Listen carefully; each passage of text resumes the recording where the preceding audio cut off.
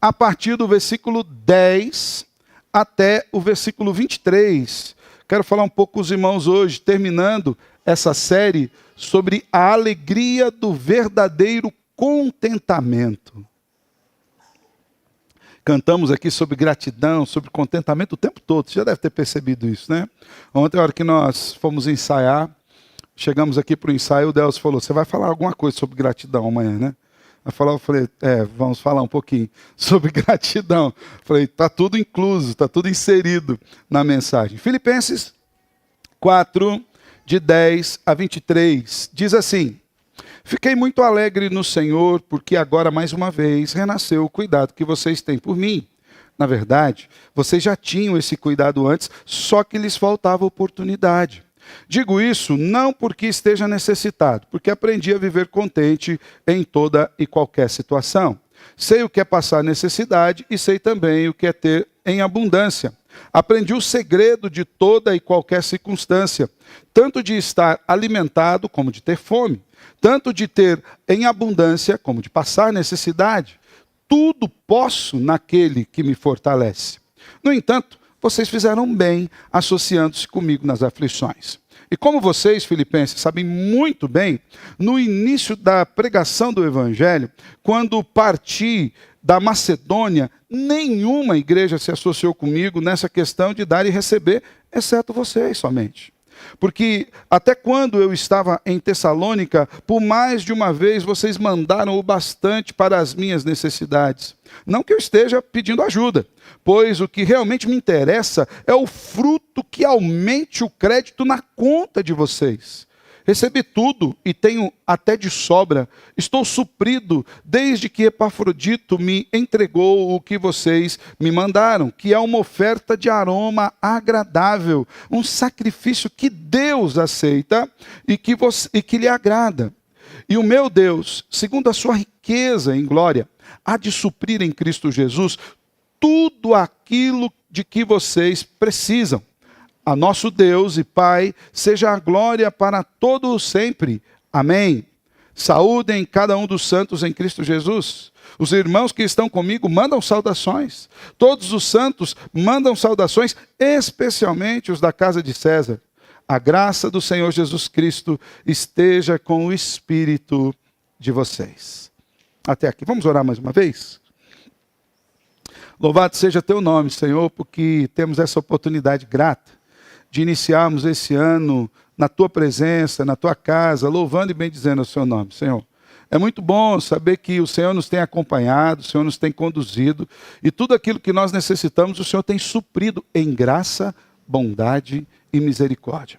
Agora, Deus, enquanto nós meditamos na tua palavra, pedimos que essa mesma graça continue presente sobre nós, que o Senhor nos dê ouvidos atentos e coração sedento para receber a sua verdade, sermos transformados, impactados pelo poder da verdade do teu evangelho, Senhor.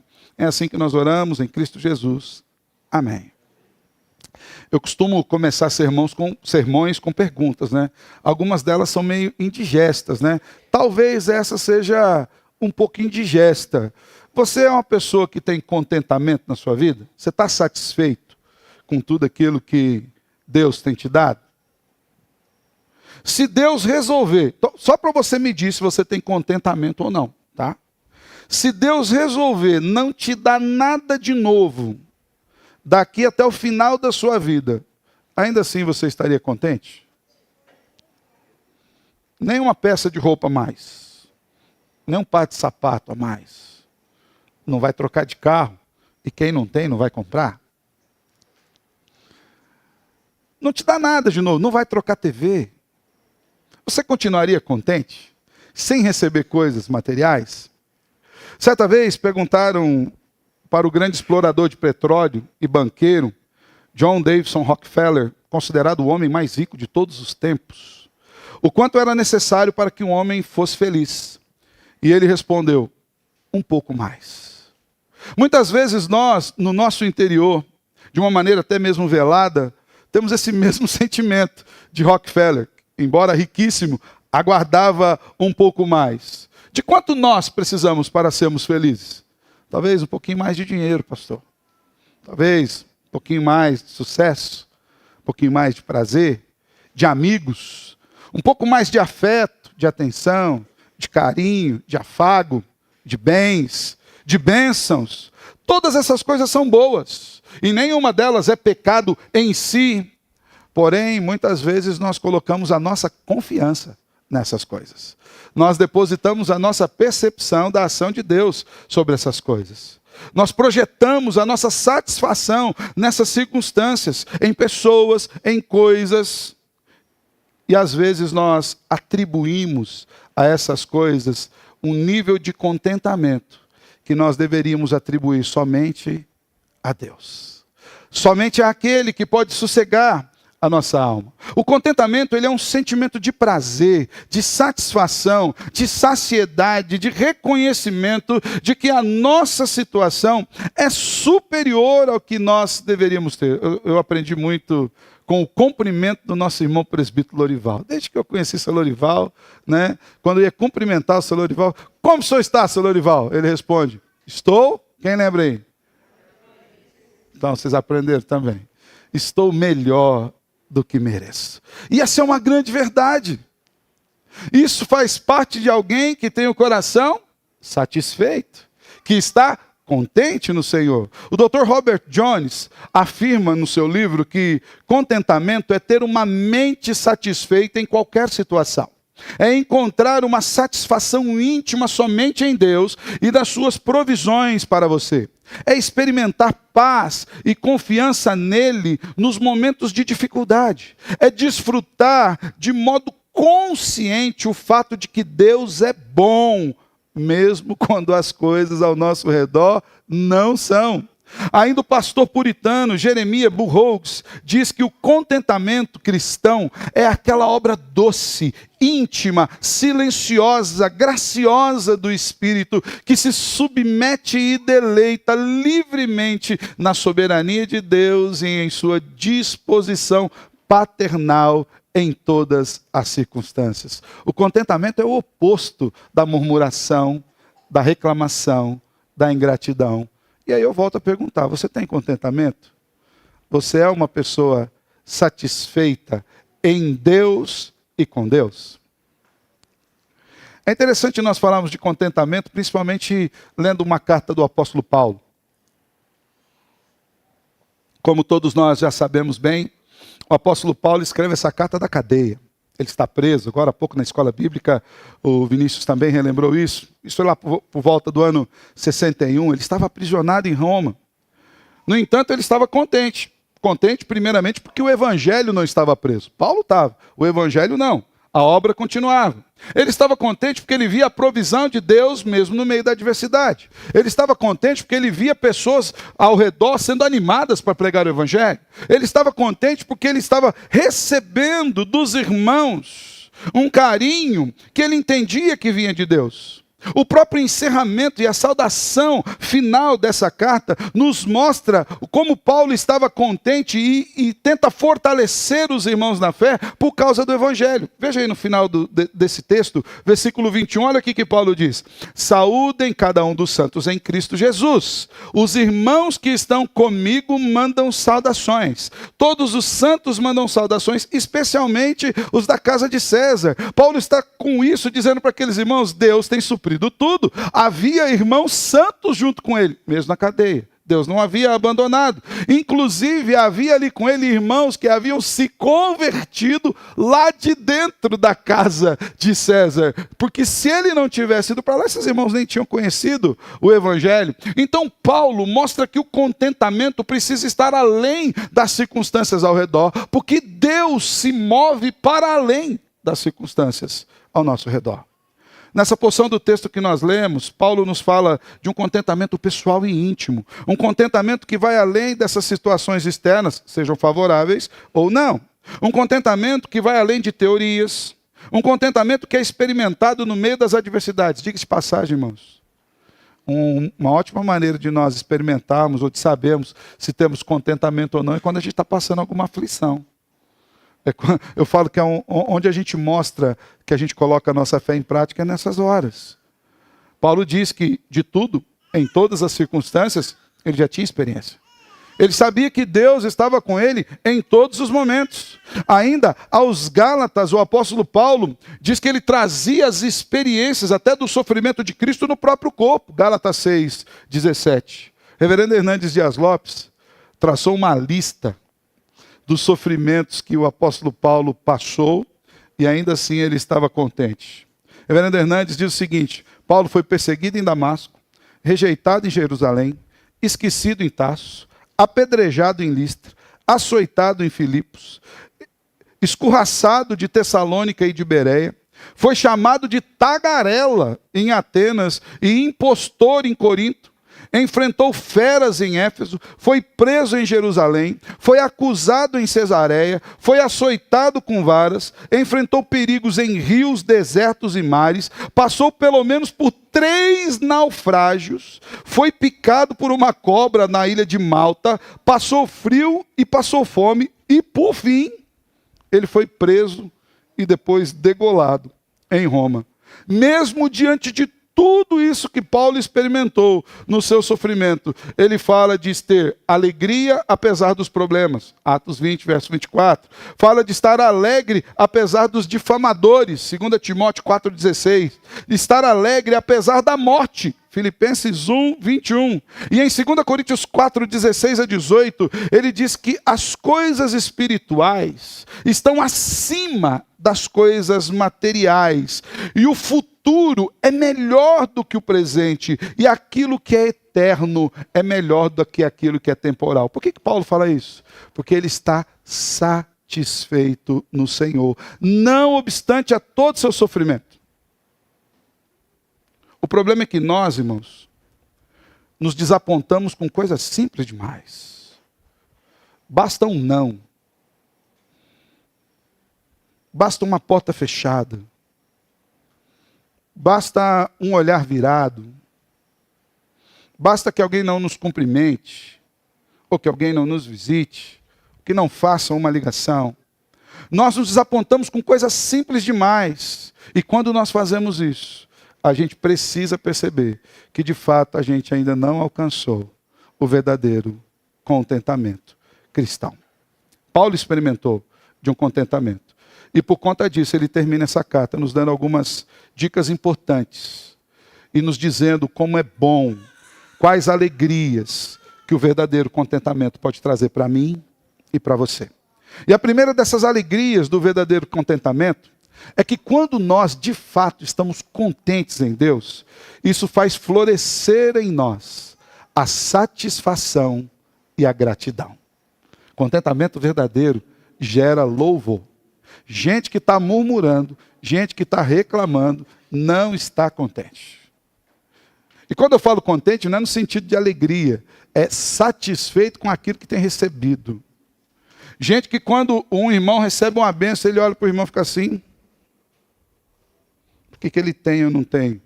É gente que está dizendo para Deus: o senhor não sabe abençoar direito. Se o senhor perguntasse para mim, eu ensinar o senhor a abençoar melhor.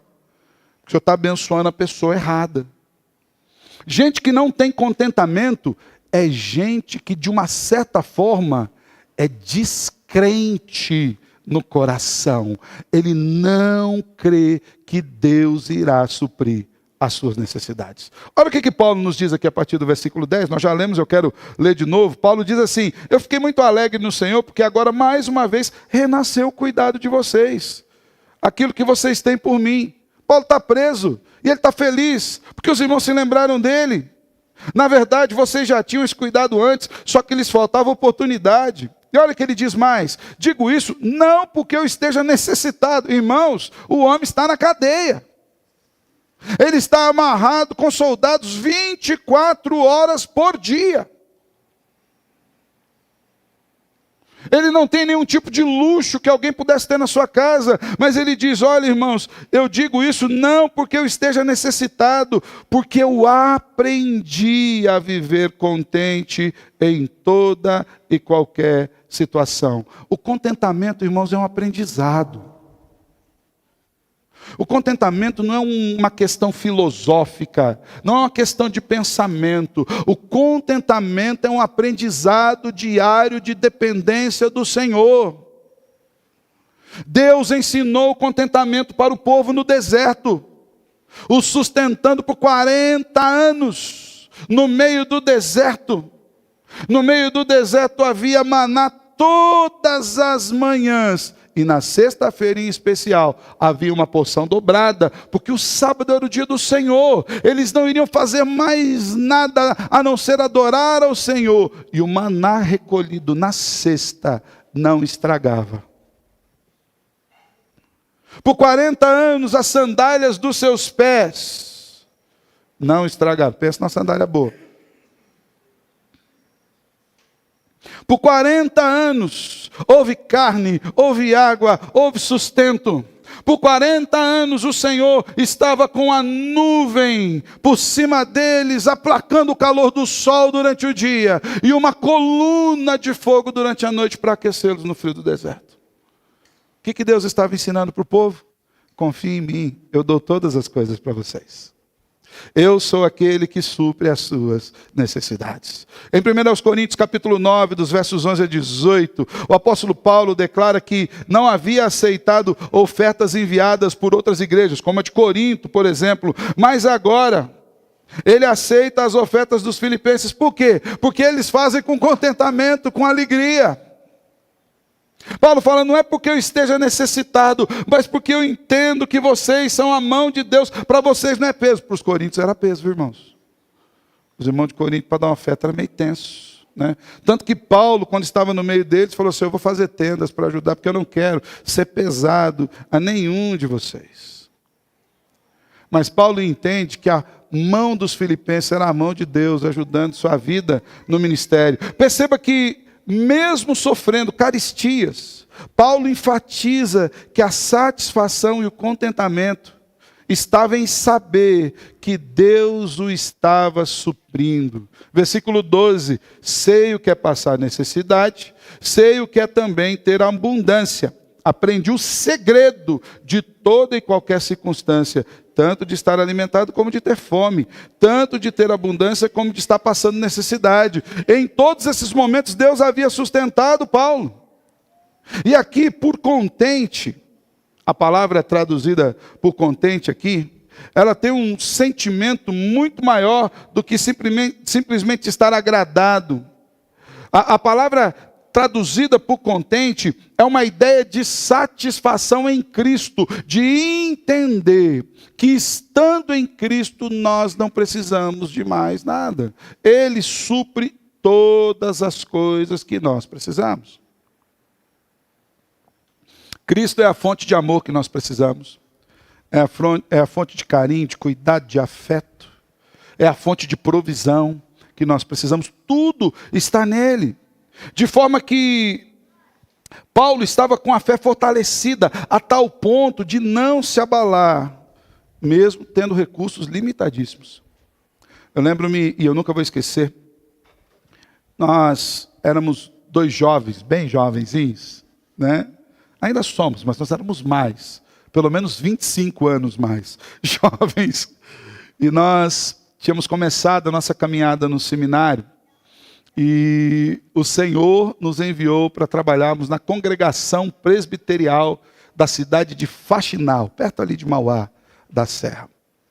E nós chegamos naquele lugar, era um lugar bastante pobre, um lugar bastante humilde, era um terreno bem grande, com uma caída para frente, uma igrejinha pequenininha lá no fundo, ela era tão alta que eu levantava a mão e encostava a mão no teto, tanto da igreja quanto da casa pastoral que ficava ao lado. E ali nós fomos acolhidos com muito carinho. Mas sempre vai marcar a minha vida, a vida de uma família que morava a 8 quilômetros dali, no meio da Serra do Cadeado. O lugar onde eles moravam era conhecido como Água da Bufadeira. Eu falei, mas por que é Água da Bufadeira? Foi, pastor, para sair daqui é só bufando. Tinha uma subida, uma vez eu fui lá de carro, eu tinha um golzinho 1000. Eu falei, ele não sobe. Ele desceu, a impressão é que o gol ia virar assim, e empinar para trás. E ali nós aprendemos o que era contentamento. Um dia sentado na sala daquele homem, as janelas todas quebradas sem vidro, pequena cortinazinha, uma casinha de madeira, não tinha banheiro na casa, nem para banho, nem sanitário. Ele tinha 2 meninas lindas, para que as meninas tomassem banho. Ele encanou a água de uma cachoeira que descia da serra. Então você imagina a temperatura. E ele caminhava com a menina até um tempo e ficava ali cuidando para que ela pudesse ir se banhar. E voltava. Para que ninguém mexesse com sua filha. E aquele homem com um sorriso nos lábios, ele e sua esposa, cheios de gratidão, falava: Deus tem sido bom com a gente. E eu ali: Senhor, tem misericórdia de mim. Eu olhava ao redor, eu não via nada de bondade. E ele falava com gratidão. E ele diz: Deus nos deu uma casa. Eu imaginava, deve estar na cidade essa casa, escondida em algum lugar. Eu falei: não, pastor. Está vendo ali? E nós olhamos, parecia um pequeno chiqueiro de bambu. E ele falou: aquela ali, nós moramos naquela casa acho que por 15 anos. Ali morreram 2 ou 3 filhos de frio, por necessidade. E nós oramos para que Deus nos desse uma casa, e Deus nos deu, pastor. Você está aqui na casa que Deus nos deu. Eu nunca ouvi uma reclamação da boca daquele homem, da boca da sua esposa, da boca dos seus filhos. Um dia, ele nos chamou para almoçar lá. Seminarista é duro, irmãos. Essa molecada hoje está indo para o seminário com bastante grana. Ele não sabe o que é seminarista duro. Não é? Um dia eu vou falar para vocês: fiquem igual eu fiquei. Um mês. Né? Nós juntamos tudo aquilo que nós tínhamos e compramos um frango assado para levar para comer. Normal, né? Chegamos lá na casa, colocamos aquele frango na mesa. E algo nos chamou a atenção. As crianças olhavam. E nós oramos, tal. As crianças: pode comer? Eu falei: pode comer. Eles nunca tinham comido um frango assado. E nós nunca ouvimos uma reclamação. Lembro-me dos pratos e talheres, cada um de uma cor, de um tamanho. O banquinho que nós sentávamos, ele era meio assim. Eu nunca senti tanta alegria do Senhor quanto naquele lugar. O lugar era infestado, encharcado de satisfação. E algumas manhãs chuvosas, onde nós estávamos na casinha que era do lado, casinha assim pequenininha, do lado do templo, nós éramos acordados, 7:30 da manhã, com eles tentando fazer silêncio. Sabe fazendo o quê? Lavando saquinhos de arroz no tanque que ficava ao lado da nossa janela, porque eles vieram a pé, debaixo de chuva, 8 quilômetros, em estrada de terra, com saquinhos de arroz amarrados nos seus pés, para cultuar o Senhor. E eu não me lembro deles matando a escola bíblica dominical. Não me lembro. Irmãos, satisfação não tem a ver com o que nós temos. Tem a ver com quem nós cremos. Em quem nós cremos. Isso é satisfação. Quem não está satisfeito em Deus com o que tem hoje, pode ganhar na Mega Sena 3 vezes seguida. Não vai estar satisfeito. Porque o nosso problema não é dinheiro. Nosso problema não é posses. Nosso problema é o coração. Esse é o nosso problema. Nosso problema é que, se nós não estivermos satisfeitos com o que Deus tem dado, Ele pode dar qualquer coisa, nós continuaremos insatisfeitos, porque nós não vemos nele a provisão. Nós queremos as coisas que Ele dá. O contentamento deve ter a sua razão para algo que vá além das coisas aqui na terra. Para o verdadeiro manancial, a verdadeira fonte de suficiência espiritual que Paulo havia experimentado e declara no versículo 13. Eu tudo posso naquele que me fortalece. O contentamento de Paulo estava em Deus, que o fortalecia no meio das adversidades. Lembra de Paulo orando 3 vezes para que fosse retirado o espinho da carne? E Deus diz: não vou retirar, mas vou te dar algo. E o que Deus deu? O que o Senhor deu? Vou te dar graça, Paulo. Graça para que todos os dias você saiba que mesmo nas suas limitações eu te sustento. Mesmo nas suas fraquezas eu te levanto. Mesmo quando você para, o meu poder não para. eu continuo movendo. Isso foi um consolo para o apóstolo Paulo. Muitos comentaristas dizem que uma das paixões que movia o coração do apóstolo Paulo era pregar o evangelho. Isso movia, isso tocou o coração do apóstolo Paulo de tal forma que a alegria dele era pregar o evangelho. Tanto que, mesmo depois de apedrejado, ele continuava pregando, mesmo com as pessoas reclamando que ele falava muito. Isso aqui me consola um pouco, né? Quando falo que o sermão é grande, eu fico consolado. Até agora ninguém caiu do teto, né? O Paulo pregou, ninguém caiu e morreu. Então, colocamos o parapeito para a gente levanta, para ninguém cair. Mesmo as pessoas reclamando do jeito de Paulo, ele não parava. Mas uma coisa mexia com o coração de Paulo. Alguns comentaristas dizem que foi quando ele estava aprisionado. Aquilo foi um impacto para ele. Porque ele imaginava, segundo esses comentaristas, e agora? Como vou pregar o evangelho estando preso? Ao que o Senhor usou poderosamente a sua pena para escrever e as cartas chegaram. Lembra que nós falamos no começo dessa série, uma convicção que havia no coração de Paulo? Paulo estava preso, o evangelho não. A graça do Senhor estava sobre ele. Todas as coisas nós podemos em Cristo quando nós entendemos que Ele é a nossa fortaleza. E aqui não é posso comprar tudo não. Paulo está dizendo, posso sofrer, posso ser humilhado, posso passar por aflições. E essa fonte, irmãos, que é Jesus, jamais secará, não importa quais sejam as circunstâncias que nos cercam. Sejam as necessidades ou a abundância, seja o alimento ou passar fome, sendo honrado ou sendo humilhado, Cristo nos fortalece a suportar qualquer coisa, quando nós estamos contentes. John Piper disse certa vez que Deus é mais glorificado em nós, quando nós estamos mais satisfeitos nele. Isso é uma grande verdade. Porque quando nós estamos satisfeitos, nós não olhamos para Deus como uma criança que vai no mercado na seção de chocolates e quer tudo. Ontem fui abastecer o carro e fui pagar ali no posto. E hoje as lojas de conveniência do posto é uma tristeza para muitos pais, né? Porque aquilo ali é um parque de diversões para a criança. E entrou uma família com um menino com a bolinha assim. A mãe pegou a bola lá do lado de fora e entrou para pagar. Ele todo satisfeito com aquela bola. Uma alegria, eu estava logo atrás dele. Uma alegria gigante. Quando ele pisou dentro da loja, ele olhou para a bola, soltou a bola. Tinha um monte de outras coisas ali.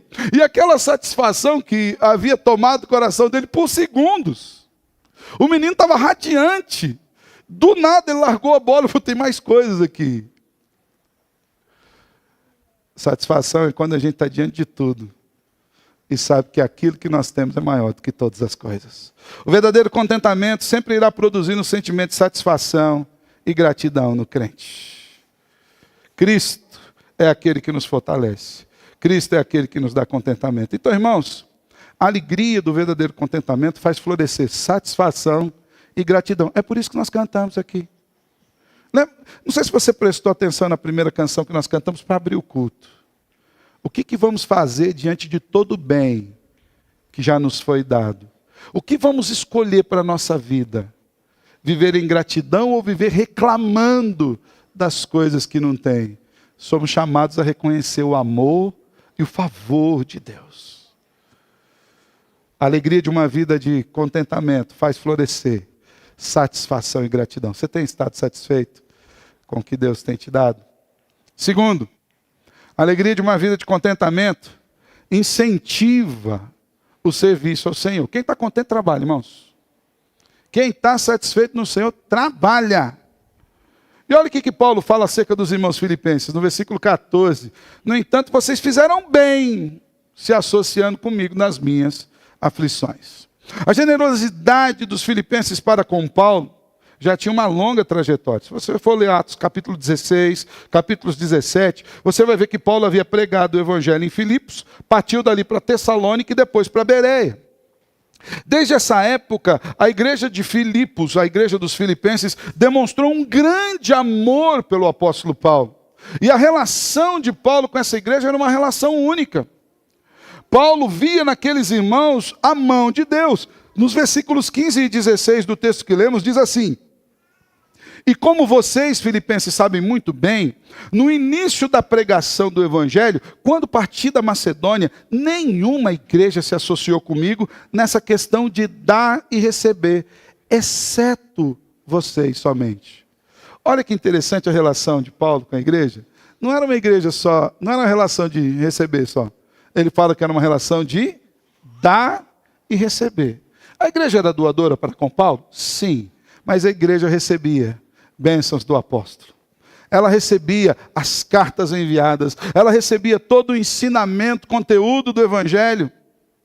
Paulo ainda diz, porque até quando eu estava em Tessalônica, por mais de uma vez vocês mandaram o bastante para as minhas necessidades. Irmãos, um coração grato é um coração doador. Um coração satisfeito é um coração doador. Um coração contente é um coração doador. Porque ele entende que ele já tem para si e ele pode doar. Diga-se de passagem, irmãos, a gente só dá daquilo que a gente tem. Se você tem condições de dar alguma coisa, não é para você fazer uma troca com Deus. Deus nem está aí para suas trocas. Eu falo que quem dá dinheiro na igreja, para qualquer coisa, imaginando que Deus vai retribuir em forma de troca, você perdeu o dinheiro. Deus não vai atender e você ficou sem a grana. Se o seu amor é o dinheiro, não dê. Essa é a verdade. Não dê. Não teve valor para você. Foi prejuízo para você em todos os sentidos. Você não agradou a Deus. Deus não se vende, não se troca, não está em negociação. Você perdeu o seu dinheiro. E você ainda saiu emburrado. Porque quem tem o amor ao dinheiro dá oferta com peso, irmãos. Parece que o negócio está grudado na mão assim. Difícil. Mas Paulo entende que aqueles irmãos que haviam aprendido do Evangelho, por estarem satisfeitos, eles faziam isso com amor. O contentamento e a gratidão de Paulo servem como um incentivo para que os irmãos continuem a contribuir na obra do Senhor. Ele fala, vocês fizeram bem. A igreja faz bem se associando na obra de missões. A igreja faz bem se associando na preparação de obreiros. O Lennon está indo aí para o seminário. Daqui uns dias teremos outros indo para o seminário. A igreja faz bem quando ela se envolve na obra de evangelização. A igreja faz bem quando ela compra materiais para evangelismo. Eu lembro que há poucos meses atrás, o pastor Anderson precisava de material de evangelismo para os militares. Colocamos no grupo da igreja, uma irmã levantou, compra uma caixa desse material e já mandou para... A igreja faz bem quando faz isso. Porque a igreja faz isso quando ela entende que ela já tem, que ela já recebeu do Senhor e que aquilo que ela tem é para servir ao Senhor. Paulo afirma que embora as ofertas tenham sido direcionadas a ele, olha que coisa fantástica, irmãos. O maior valor das ofertas é o significado que elas tinham para Deus. Paulo diz o seguinte, essa oferta que vocês me enviaram é uma oferta de aroma agradável, um sacrifício que Deus aceita e que lhe agrada. Eles não estavam dando oferta para Deus. Eles não estavam fazendo negócio com Deus. Eles não estavam nem mesmo dando uma oferta em forma de dízimo numa igreja, num templo. Não era isso. Eles estavam mandando uma oferta pessoal para o apóstolo Paulo, para sustentá-lo. E olha o que Paulo diz sobre essa oferta.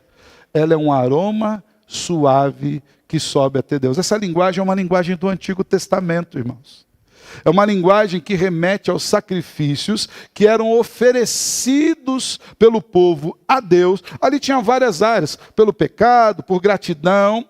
E a Bíblia diz que quando Deus se agradava desses sacrifícios, eles subiam para Deus quando eles eram queimados como um aroma suave. Era um perfume nas narinas de Deus. Porque Deus entendia que havia ali gratidão. Paulo usa essa mesma linguagem. Quando vocês fazem essa oferta em amor, com o coração contente, satisfeito, se ajuntando na obra do Senhor com aqueles que necessitam, Deus recebe isso como um aroma suave. Ele diz que é um sacrifício que Deus aceita e do qual Deus se agrada. Isso é maravilhoso, irmãos. Quando nosso coração, grato e contente, se torna em um coração doador, isso dá uma colheita de bênçãos para as nossas vidas. Não bênçãos materiais. Até pode ser também materiais. Nós também não limitamos a Deus. A gente tem, hoje, irmãos, é tão difícil falar de dinheiro na igreja, porque a gente tem visto as pessoas fazer tanta atrocidade tentando pegar dinheiro do povo, umas coisas assim absurdas, que parece que a gente fica meio reticente em falar, pode dar que Deus vai te abençoar, porque a Bíblia diz isso. É simples, a Bíblia diz isso. Pastor, mas tem gente abusando disso. Eles vão se ver com Deus. Nós não devemos fazer isso. Nós vamos fazer pela medida certa, porque amamos ao Senhor, porque estamos satisfeitos com o Senhor. E por conta disso, quando nós nos tornamos doadores, o Senhor nos abençoa. Nunca vou esquecer de uma ilustração que o presbítero Rinaldo usou em uma das suas ministrações sobre dízimos e ofertas, onde ele diz que havia, é mais ou menos assim, se estiver errado, depois você pergunta para o Rinaldo. Tinha um homem, tinha uma grande propriedade, e dessa propriedade passava um rio, nascia um rio dessa propriedade, e ele descia para lá. E aí, 2 homens em outras propriedades construíram, como o rio passava por lá, eles fizeram edificações. Um desses homens construiu um açude para colher água para si, e ele fechou aquele açude era só para ele. E o outro homem construiu uma espécie de diques para distribuir essas águas por aí. Ele fez uma pergunta: se você é dono do rio, para quem que você mandava mais água? Para aquele que ajuntou para si ou para aquele que distribuiu para os outros? E aí eu me lembro daquilo que o Senhor Jesus disse: se nós que somos maus sabemos dar boas coisas aos nossos filhos, quanto mais o nosso Deus que está nos céus. Eu não conheço relato de ninguém que biblicamente, direcionado pelo Senhor, com coração grato e contente, tenha feito seus dízimos, suas ofertas e que passou necessidade. Não conheço ninguém. Que não foi suprido, que não foi visitado pelo cuidado do Senhor. Então, a gratidão e o contentamento, irmãos, incentiva o serviço, incentiva o envolvimento, a doação para a obra do Senhor. E quando eu falo a obra do Senhor, não se limite à igreja aqui, irmãos. Não se limite à igreja. Você tem um irmão que é missionário, um amigo seu que é missionário, está precisando, fala oferta lá para ele. Tem um irmão da igreja que está passando necessidade, você sabe que ele está passando necessidade, vai direto lá, fala, irmão, eu quero pagar uma luz sua, quero pagar uma água sua, quero fazer uma compra para você, final de ano. Agora não vai esperar o final de ano, né? Dá para você fazer antes, né? Que agora nós estamos em janeiro ainda, né? A gente fica perdido por conta do tempo, né? Minha filha chegou para mim hoje de manhã, sua Nilton é testemunha. Pai, o ano que vem eu vou comprar um celular. Eu falei, ótimo, nós estamos em janeiro. Ela repensou, né? Foi então, ano que vem, daqui 12 meses a gente conversa sobre essas coisas, né? Você pode fazer uma oferta hoje, abençoar um irmão.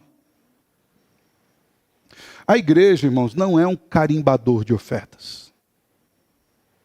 A igreja não é uma espécie de receita que você vem, dá oferta, a gente carimba e vai validar isso. Não é não, irmãos. A igreja usa os dízimos e as ofertas? Claro que usa. Olha aqui, a graça do Senhor manifesta em todas as coisas, irmãos que a gente tem suprido nas suas necessidades, mas isso não impede que você faça uma oferta, abençoe alguém diretamente, irmão. Pode fazer. Deve fazer. Paulo disse, vocês fizeram bem se associando a mim. Em especial, irmãos que estão pregando o Evangelho, vivendo pelo Evangelho. Nós fazemos bem nos associando a ele. Então a gratidão nos incentiva a fazer esse serviço. Terceiro e último, irmãos. A alegria de um verdadeiro contentamento gera em nós confiança na provisão do Senhor. Quem está contente sabe que Deus não falha. Quem está contente sabe que pode confiar no Senhor. Paulo declara isso no versículo 19, dizendo, e o meu Deus, segundo a sua riqueza em glória, há de suprir em Cristo Jesus tudo aquilo que vocês precisam. Preste atenção nessa palavra. Precisam. E o meu Deus, segundo a sua riqueza em glória, há de suprir em Cristo Jesus tudo aquilo que vocês precisam. Deus é o retribuidor da sua obra. Ele é que traz o suprimento necessário para que tudo corra de acordo com a sua vontade. E uma das maneiras de Deus suprir é abençoando aqueles que abençoam. Uma maneira de Deus suprir a sua obra é usando a minha mão, é usando a sua mão. É colocando sobre nós meios para que nós possamos abençoar. Veja o que Paulo afirma. Deus supre as nossas necessidades, as necessidades daqueles que contribuem com Ele. Isso é um grande incentivo para que nós entendamos que não irá nos faltar nada quando nós confiamos em Deus. Ele é aquele que nos sustenta e a gente pode estar contente nele. Nós podemos confiar que Ele suprirá aquilo que a gente precisa. Só que o problema é que às vezes aquilo que a gente precisa não é aquilo que a gente quer. Não é verdade? Hein, Leonardo? Nem sempre aquilo que a gente precisa é aquilo que a gente quer. O problema é que a gente acostumou a nominar desejos de necessidades. Você abre o seu guarda-roupa. E o que tem dentro dele? O que tem dentro do seu guarda-roupa? E você olha e diz o quê? Eu não tenho nada para vestir. Automaticamente você diz, eu preciso. Eu lembro uma vez que eu fiz um desafio para os irmãos. Não compre mais nada. Não compre mais nada. Daqui para o fim do ano. De roupa e de sapato. E se você precisar de uma roupa ou de um sapato, eu dou para você de presente. Mas o que é precisar? É não ter outro. Não ter outro para vestir. Sabe? Pastor, esse é o último pé. Acabou. Eu te dou. E faço o mesmo desafio hoje. Pastor, essa última camisa que rasgou. Eu te dou. Dou duas. O problema é que a gente nominou como necessidade as coisas que a gente quer. Veja bem, não é pecado querer. Não é pecado querer. Não é pecado comprar coisas para nós mesmos. Não é pecado. Mas pode ser. Pode ser quando a gente coloca satisfação nessas coisas. Eu lembro que certa vez, a Paty, minha esposa, ela estava meditando lá no Salmo 23, e ela me disse algo que eu achei muito bonito, e depois isso, eu deveria até pagar royalty para ela. Isso virou canção na boca de outros poetas e tudo mais, mas a primeira vez que eu ouvi, muito antes dessas coisas, foi da boca dela. Ela falou assim, olha, eu estava estudando o Salmo 23 hoje, e lá diz assim, o Senhor é o meu pastor e nada me faltará. Então, se o Senhor é o nosso pastor e nós não temos alguma coisa que nós queiramos, significa que aquilo que nós não temos, nós de fato não precisamos. Porque se nós precisássemos daquilo, nada nos faltaria. Porque Ele nos supre nas nossas necessidades. Deus não provê apenas aqui na terra, antes, sobretudo, Ele provê nos céus as nossas necessidades, em Cristo Jesus. O grande problema, irmãos, é que nós precisamos saber, entender e fazer a diferença entre o que é desejo e o que é necessidade. Muitas pessoas imaginam que o suprimento de necessidades seja uma espécie de manutenção de conforto. Mas pode ser que nós recebamos tudo o que desejamos e ainda assim estejamos insatisfeitos. Não são poucas as vezes que nós confundimos os desejos com a necessidade. Roupa, eu preciso. Outro desafio. A partir do próximo culto. Fala assim, eu vou com a roupa, eu vou vestir essa roupa aí no culto, no domingo que vem eu vou com outra. Vai até acabar e conta quantos domingos você veio. Com roupa diferente. Talvez alguns vão falar, pastor, faltou domingo nesse ano. Dá para ter mais domingo. O que significa que a gente pode fazer boas doações para o Bazar da SAF. As irmãs vão receber com gratidão e vai abençoar muita gente da igreja e de fora da igreja. Sapatos, alimentação.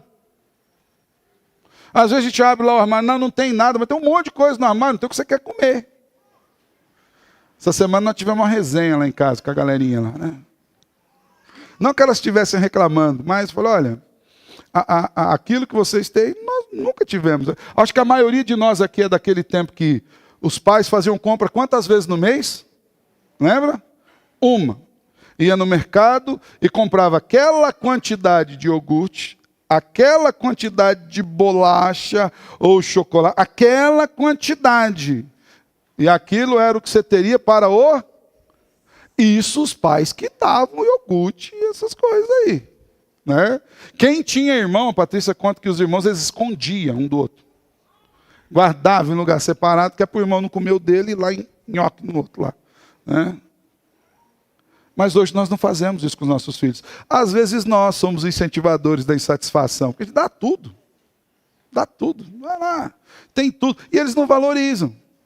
Né? Eles não valorizam. A gente, às vezes, entende que isso é necessidade, não é. Viagens. Lembra uma vez que eu conversava com o irmão querido, há muito tempo atrás, lá em Londrina. Ele falou, pastor, eu necessito fazer uma viagem de férias. Você até pode querer viajar, mas em nível de necessidade, assim, é algo bastante sério, né? E às vezes a gente fica chateado. Eu lembro que esse irmão ele falou, pastor, minha esposa está muito chateada. Porque esse ano ela não foi para os Estados Unidos. Né? Eu falei para ele, eu também, mais uma vez, estou muito chateado. Eu estou chateado porque mais uma vez também não fui. Mas você já foi? Eu falei, não, nenhuma vez. Mas esse ano eu também não fui. Né? Igual aos outros anos. E às vezes isso gera insatisfação no coração. Várias coisas que nós afirmamos precisar. E outras que até nós temos, mas nós queremos mais novas, queremos atualizar. Celular, por exemplo, né? A gente sabe aí da obsolescência programada dos materiais, mas dá para você segurar um pouco mais, ainda que haja uma programação para que ele fique obsoleto. Né?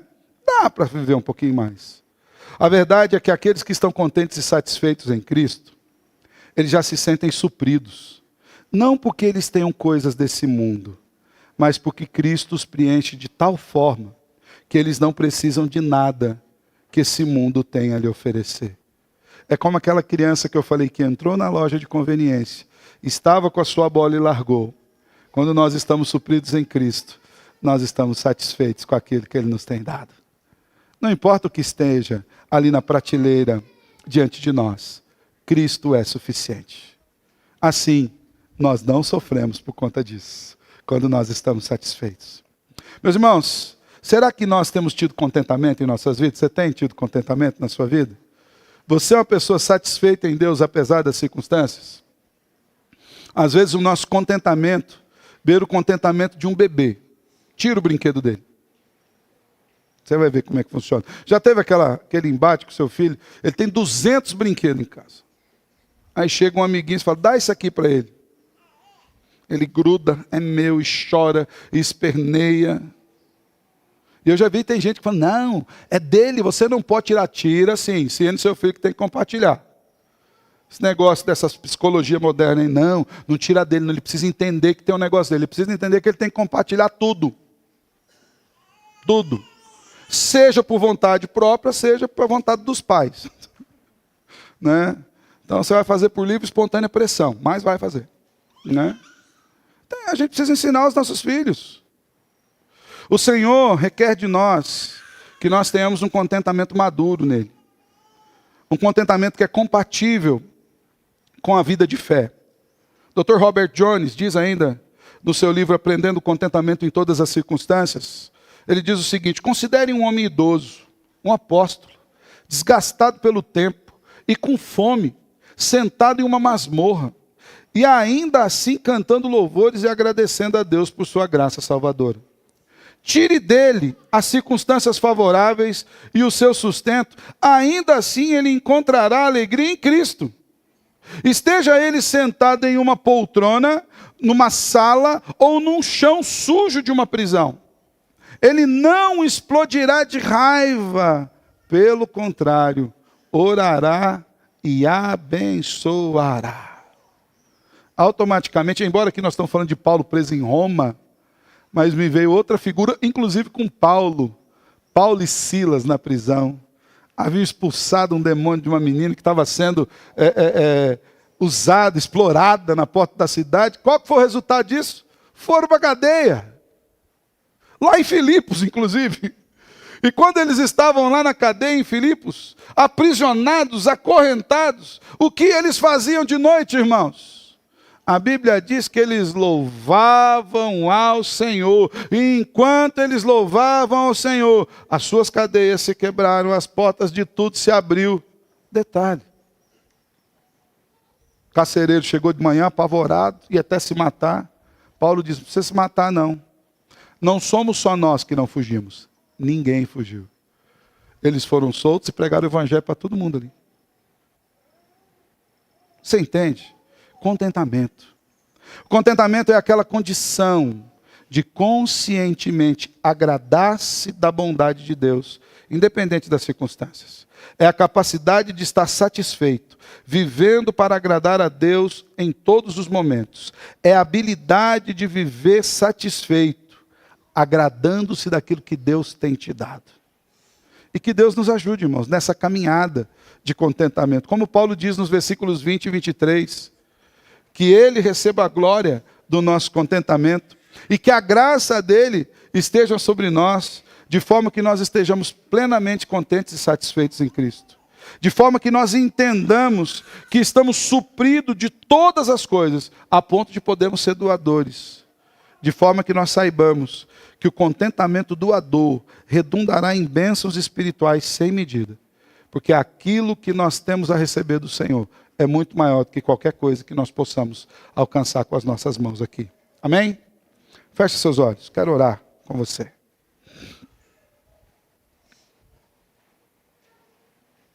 Senhor, louvado seja o teu nome pela tua palavra, pela tua bondade, pela tua misericórdia. Eu quero lhe pedir, Senhor, que o Senhor nos dê uma vida de contentamento pleno. Uma vida na tua presença, onde nós entendamos que Cristo é tudo aquilo que nós necessitamos e nele nós encontramos tudo aquilo de que nós precisamos. Que de fato, Senhor, nós olhemos ao nosso redor e percebamos, Senhor, a grandiosidade de bênçãos que nós já temos recebido do Senhor. Que nós percebamos, Deus, quanto o Senhor não tem deixado faltar nada, mesmo nos momentos mais difíceis. A mão do Senhor vem sobre nós, às vezes usando a igreja, às vezes usando um irmão, usando qualquer ferramenta, mas o Senhor não deixa de estar conosco. Assim como Paulo na cadeia experimentou da mão do Senhor pelos filipenses, o sustentando ali. Que nós tenhamos esse entendimento de que o nosso Deus, segundo a riqueza da sua glória, irá suprir as nossas necessidades, porque Ele já o tem feito e o fez na maior das nossas necessidades, que é o perdão dos nossos pecados, e Ele pagou sobre si, na cruz do Calvário, Cristo Jesus, morrendo por nós. Que nós tenhamos essa confiança. Que esse ano seja um ano de gratidão, de satisfação, de contentamento em todas as coisas que o Senhor já nos tem dado. É em Cristo que nós oramos. Amém.